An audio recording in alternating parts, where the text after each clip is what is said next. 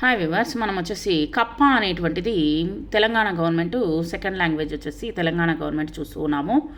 కప్ప డోలు వాయిస్తూ ఉంది. కప్ప ఒకటి చెరువు ఒడ్డున డప్పు కొడుతూ ఉందనమాట. చిన్న పెద్ద కప్పలన్నీ వరుస గట్టెను, అంటే చిన్న పెద్ద ఉండేటువంటి కప్పలన్నీ వరుసగా వచ్చి నిల్చుకున్నాయన్నమాట.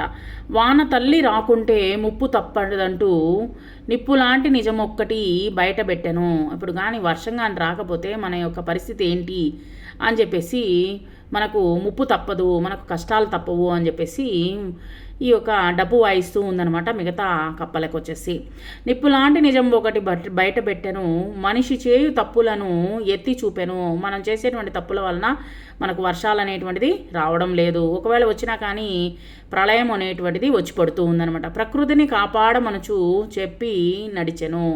మన యొక్క ప్రకృతిని మనమే కాపాడాలి, ఈ యొక్క ప్రకృతిని మనము కాపాడాలి అని చెప్పేసి మనకు ఒక వార్నింగ్ అనేటువంటిది ఇస్తూ ఉంది ఈ యొక్క కప్ప.